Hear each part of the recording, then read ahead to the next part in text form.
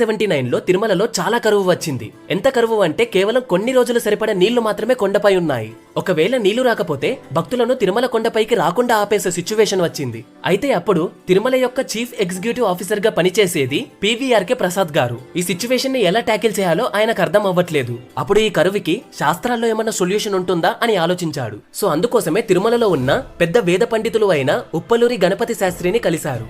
ఆయనకి తిరుమలలో ఉన్న సిచ్యువేషన్ మొత్తం ఎక్స్ప్లెయిన్ చేశారు. అప్పుడు గణపతి శాస్త్రి గారు ఒక యాగం గురించి చెప్పారు. అదే వరాహ యాగం. ఈ వరాహ యాగం ఇప్పుడే కాదు, ముందు శతాబ్దాల్లో కూడా తిరుమలపై నీళ్లు లేనప్పుడు జరిపారు. అయితే ఇప్పటికే అన్ని ట్రై చేసిన పివిఆర్కే గారు ఈ యాగాన్ని చేయడానికి ఏర్పాటు చేశారు. అయితే యాగం జరగాల్సిన రోజే ఏదో ఒక అడ్డంకి వల్ల ఆ యాగం ఆగిపోయింది. తర్వాత మళ్ళీ ఏర్పాటు చేశారు. మళ్ళీ అప్పుడు కూడా ఆ యాగం ఆగిపోయింది. అప్పుడు ఒక ఆఫీసర్ పివిఆర్కే గారి దగ్గరికి వచ్చి మనకి 7 రోజులకు సరిపడే వాటర్ మాత్రమే ఉన్నాయని చెప్తారు. దాంతో పివిఆర్కే గారు వెంకటేశ్వర స్వామి ఆలయంలోకి వెళ్లి దేవుని ముందే కన్నీళ్లు పెట్టుకొని ఏడుస్తారు.